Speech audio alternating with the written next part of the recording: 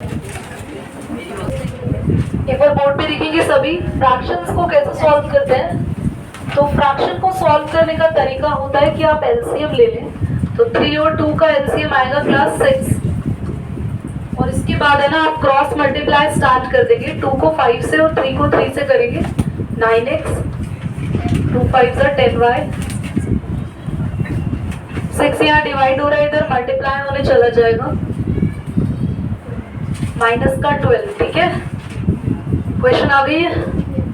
यहाँ पर भी सेम आप लोग यहाँ पे एलसीएम लेंगे 6, 3 वहाँ y के पास चला जाएगा, 2x के पास चला जाएगा, 3y के पास,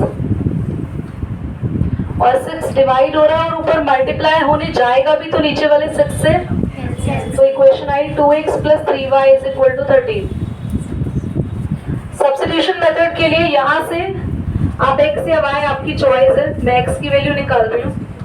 तो माइनस 10y इधर आके प्लस का हो जाएगा, और ये माइनस का 12 है, और 10y के साथ जो 9 है वो, ये जो 9 है x के साथ वो इधर डिवाइड में आ गया। अब x की वैल्यू को किस में पुट करना है ना, पुट इन इक्वेशन सेकंड।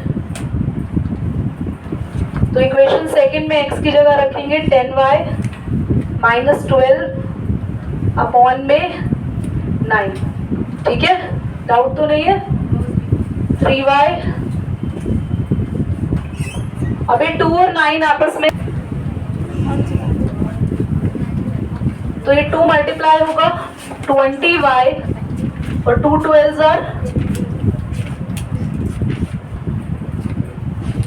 बेटा फिर से एलसीएम लेंगे 20y 24 upon 9 plus 3y equal to 13। अगर आप एलसीएम लोगे तो 9 ही आएगा एलसीएम में, और 9 इस 3 से मल्टीप्लाई होगा, कितना आएगा 27y।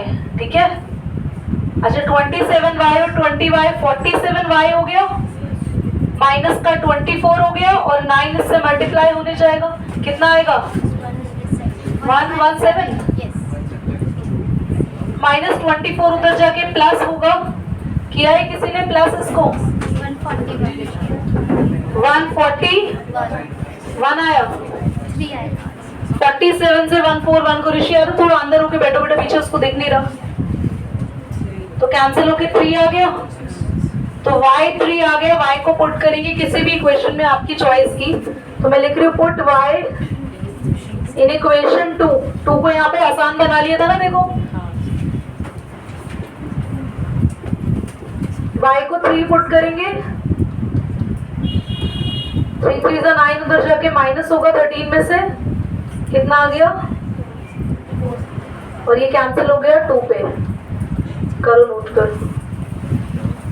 ये क्वेश्चन जैसे आपको दिया हुआ है, इस टाइप का क्वेश्चन लास्ट ईयर एग्जाम में भी आया था कि दोनों इक्वेशन को सॉल्व करो और आप यहाँ से m की वैल्यू निकालो। ठीक है, तो अब क्या है, दोनों इक्वेशन को सॉल्व करेंगे तो हमारे पास xy आएगा, और हमें एक थर्ड इक्वेशन और दे रखी है,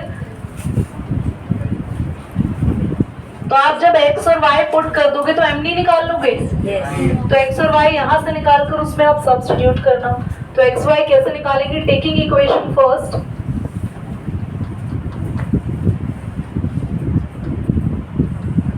सब आता जब आएंगे थे स्पोकन में, मुझे याद के नहीं आ रहा।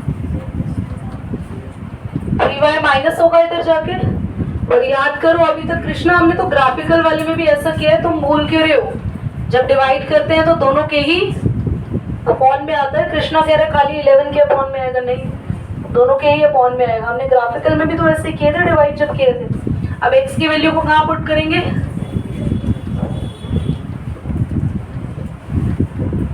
In equation 2। इक्वेशन 2 हमारे पास ये रही, x की जगह रखेंगे 11 माइनस 3y अपॉन में 2।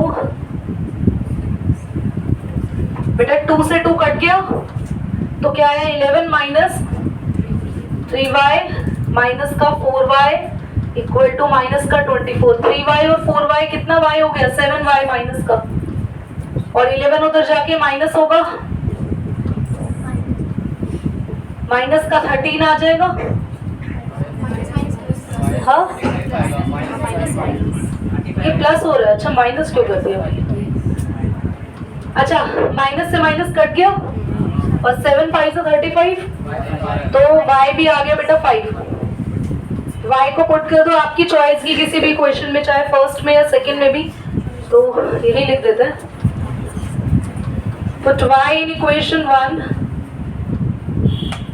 इक्वेशन 1 है 2x प्लस 3y, तो y की जगह क्या रखना है 5, तो 3 5 are 15, 11 में से 15 माइनस होगा बेटा माइनस का 4, तो x कितना आ जाएगा माइनस का 2। x और y आ गया, इसको हम लास्ट उस इक्वेशन में रखेंगे बेटा, यहाँ से m निकालेंगे। एक बार नोट कर लो, किसी भी स्टेप में कोई दिक्कत है तो मुझसे पूछ लो कि वहां पे मैंने क्या किया है, तब आप अभी नोट करें। हाँ बेटा करिए। इक्वेशन में बेटा y equal to mx plus 3, y की जगह 5 और x की जगह -2 रख दोगे आप, तो 3 इधर आएगा बेटा, 5 में से 3 गया और ये माइनस का 2m हो गया, ये 2 बचेगा। अब बेटा 2 यहाँ नीचे आएगा तो ये कैंसिल हुआ 1 पे, पर माइनस का साइन रहेगा, m-1 आएगा। The difference between two number is 26 and one number is 3 times the other. Find them. क्या बोल रहे हैं देखो, डिफरेंस है दो नंबर का 26, दो नंबर को माइनस करने पे 26 है। पहला केस ये रहा। दूसरे केस में क्या बात कर रहा है, दूसरे केस में क्या बात कर रहा है कि जो पहला नंबर है, जो आपके पास फर्स्ट नंबर है, one number is 3 times the other. जो भी आप पहला नंबर लेट करोगे वो दूसरे वाले नंबर का कितना टाइम है, ठीक है। अब क्वेश्चन को जरा ध्यान से समझेगा तभी सॉल्व कर पाओ।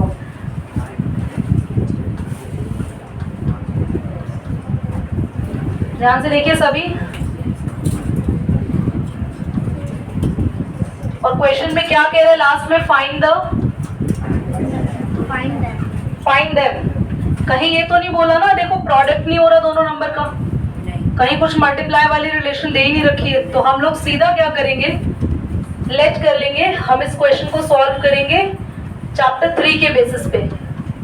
Late the two numbers are, बेटा ध्यान से सुने, अगर हमें ये चैप्टर 4 की तरह क्वेश्चन लगता है जिसमें प्रोडक्ट वगैरह नहीं रखा होता, तो हम इसमें फर्स्ट नंबर लेट करते x, तो सेकेंड वाला हो जाता, क्योंकि दोनों नंबर का डिफरेंस दे रखा है 26, ठीक है। आंसर नहीं है, अच्छा तो मुझसे बात करनी थी, आप मुझे मैसेज कर देना, एक्चुअली मेरे लिए आना पॉसिबल नहीं होगा। अच्छा चलो, let the two numbers are, ये चल ही रहा था, कुछ तो आप कर खत्म हो गया,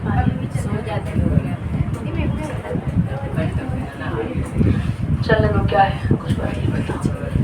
तो दो नंबर्स हमारे पास क्या है, अगर हमारे पास क्वेश्चन चैप्टर 4 की तरह ये एप्लीकेबल रहता तो हम एक नंबर को मानते x, तो दूसरा डिफरेंस है ना दोनों नंबर, तो दूसरा होता 26 माइनस x, ऐसा कुछ हम लोग कर लेते, या x माइनस 26, कुछ इस तरीके से करते।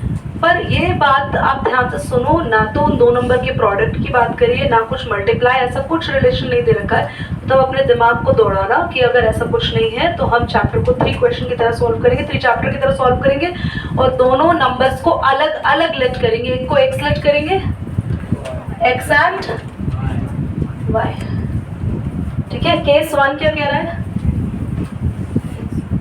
दोनों का डिफरेंस कितना है, दे दिया। केस 2 क्या कह रहा है, केस 2 क्या कह रहा है कि जो पहला नंबर है वो थ्राइस है, तो जो ऑलरेडी थ्राइस है उसको 3 से मल्टीप्लाई करें सबाहत, या सामने वाले को करें, ये ऑलरेडी थ्राइस है। जैसे मान लो ये 30 है तो ये 10 है, और अगर ये 6 है तो ये 2 है, और अगर ये 3 है तो ये 1 है, क्योंकि ये जो भी नंबर है उसको 3 से मल्टीप्लाई करने पे ये मिलेगा। तो हम इसको थ्राइस करें तो इससे मतलब हुआ x is the thrice of y, ठीक है।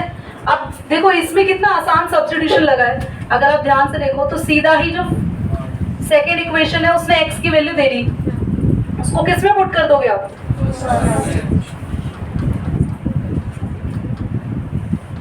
इक्वेशन 1 में x माइनस वाई, x की जगह क्या लिख देंगे आप 3y में से y गया 2y, ये कैंसिल होगा, y 13 आ गया और y को आप किसी में भी पुट करोगे तो आपका x आ जाएगा। ठीक है, y को पुट कर दोगे इक्वेशन नंबर 1 में,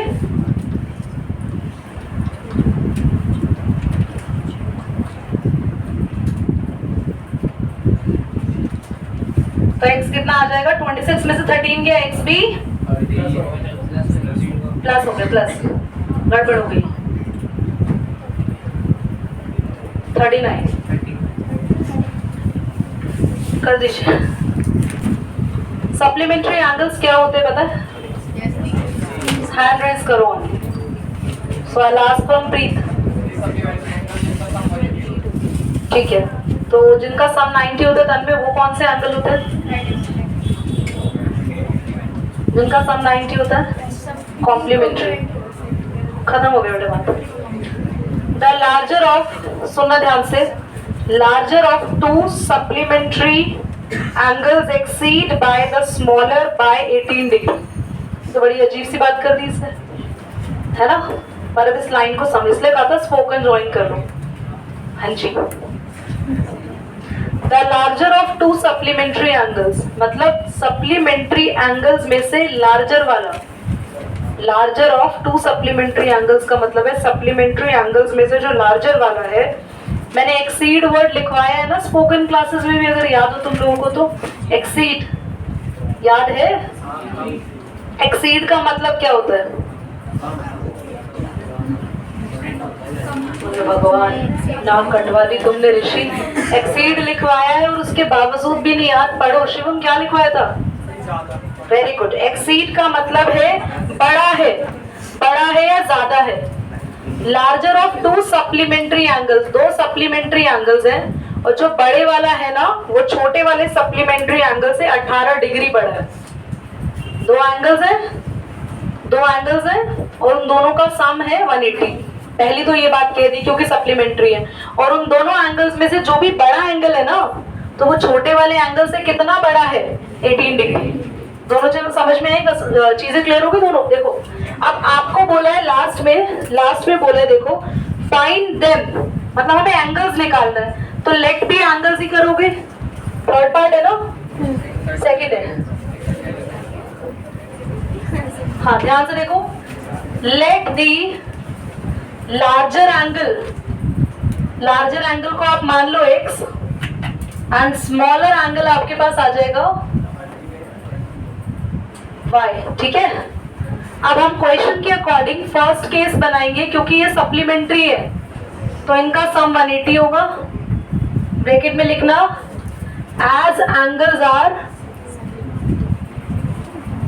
सप्लीमेंट्री। समझ में आई इतनी बात? कोई बता सकता है कि सेकंड केस क्या होगा? बोलो। x बड़ा है ना? किससे बड़ा है? आप पीछे करो। x किससे बड़ा है? तो x y से बड़ा है 18, तो इसमें 18 ऐड मत करना, y में 18 ऐड करना।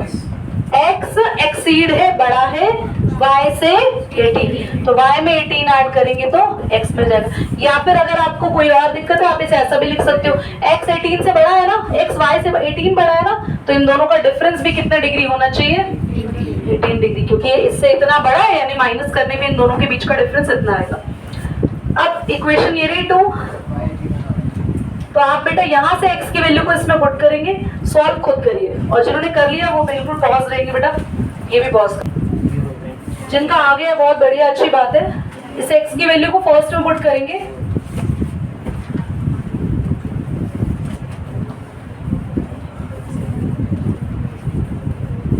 तो इक्वेशन 1 में हम x की जगह रख देंगे y प्लस 18, और y और y 2y हो जाएगा, और 18 इधर जाके माइनस होगा। कितना आ रहा है बेटा? माइनस करा है किसी ने? कितना आ रहा है? हो गया बेटा, कैंसिल करके 81 डिग्री y आ गया। आपकी चॉइस है, y को यहाँ रख दो या वहां पुट कर दो, आपकी चॉइस है। यहाँ भी रखोगे तो भी प्लस करके 99 आ रहा है, तो पुट करेंगे। यहाँ रख दो।